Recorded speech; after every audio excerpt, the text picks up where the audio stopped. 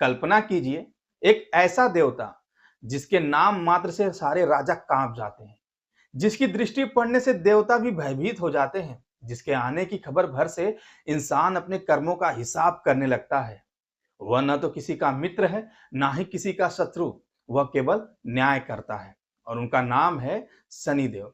लेकिन क्या आपने कभी सोचा है कि सृष्टि में इतने सारे देवता होते हुए भी आखिर कर्मों का न्याय करने की जिम्मेदारी शनिदेव को ही क्यों दी गई? क्यों नहीं इंद्र को? क्यों नहीं सूर्य देव को? और क्यों नहीं स्वयं यमराज जी को?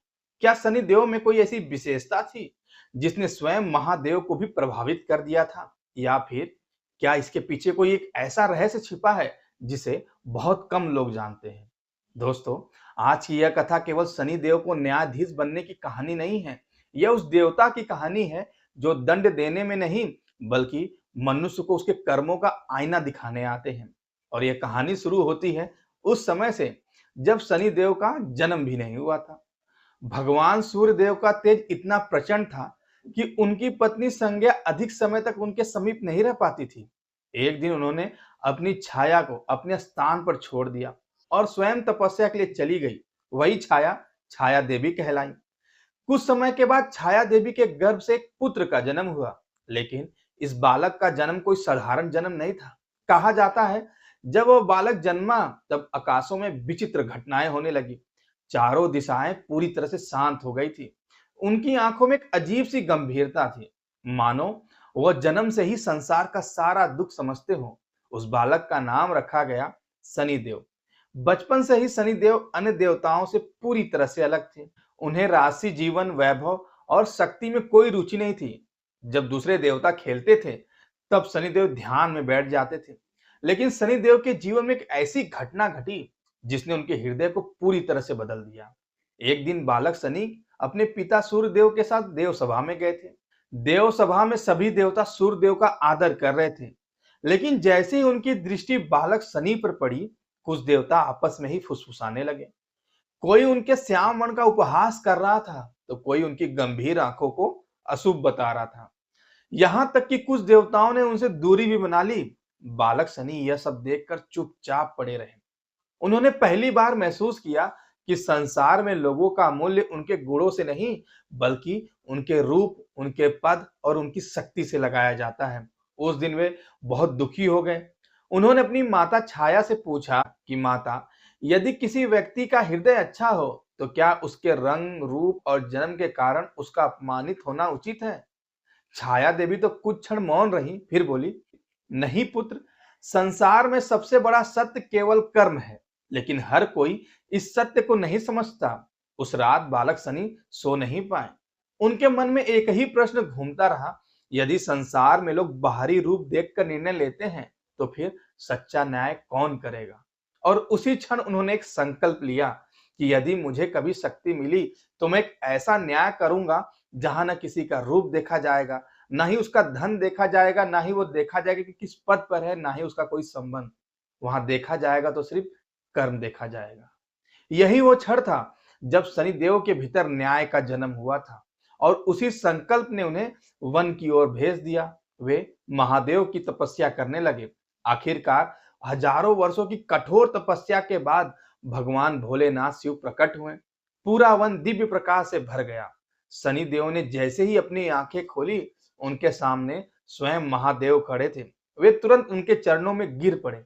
महादेव मुस्कुराए और बोले कि वह शनि, तुम्हारी तपस्या ने मुझे प्रसन्न कर दिया है। मांगो, तुम मुझसे क्या चाहते हो? महादेव के इतना कहने के बाद शनिदेव पूरी तरह से मौन रहे। उन्होंने धन मांगा, ना ही कोई शक्ति, ना स्वर्ग, ना ही अमरता का वरदान। महादेव ने फिर पूछा कि बस तुम्हारे मन में क्या है, मुझसे मांगिए। तब शनिदेव ने धीरे से अपना सिर उठाया और कहा कि प्रभु, जब मैं इस संसार को देखता हूं, तो एक बात मुझे बहुत पीड़ा देती है। महादेव शांत होकर उसे सुनने लगे थे।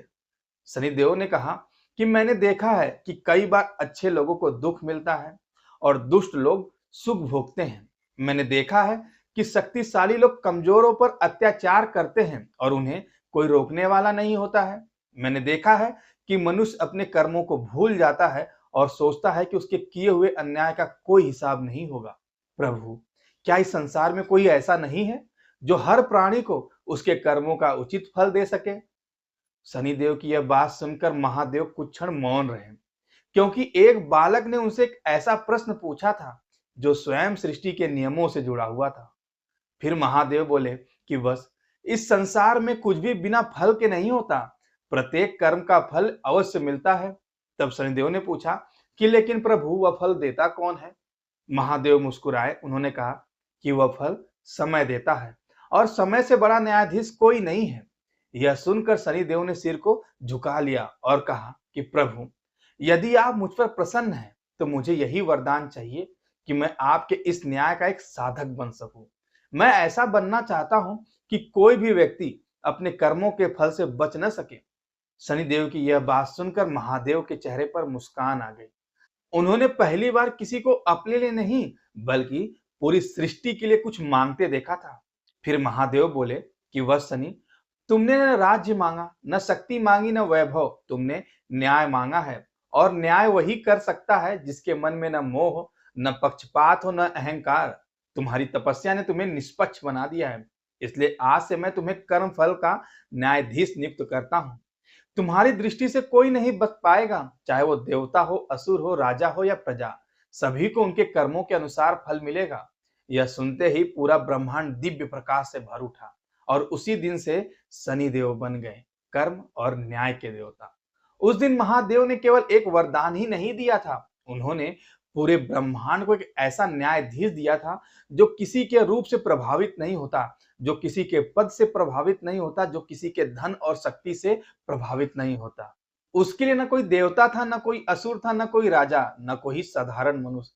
उसके लिए केवल एक चीज मायने रखती थी, और वो थी कर्म। और शायद यही कारण था कि महादेव ने न्याय की यह सबसे बड़ी जिम्मेदारी शनिदेव को सौंपी, क्योंकि न्याय वही कर सकता है जिसने स्वयं अन्याय की पीड़ा को महसूस किया हो। न्याय वही कर सकता है जिसके मन में न मोह हो, न पक्षपात, ना ही अहंकार।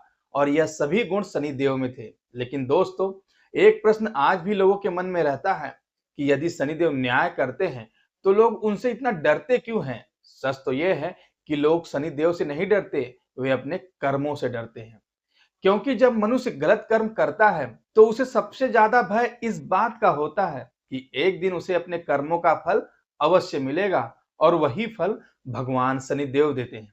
यदि आपके कर्म अच्छे हैं तो शनिदेव आपके जीवन में सम्मान, सफलता और उन्नति लेकर आते हैं। लेकिन यदि आपके कर्म बुरे हैं, यदि आपने किसी के साथ अन्याय किया है, तो शनिदेव आपको आपके कर्मों का दर्पण दिखाते हैं।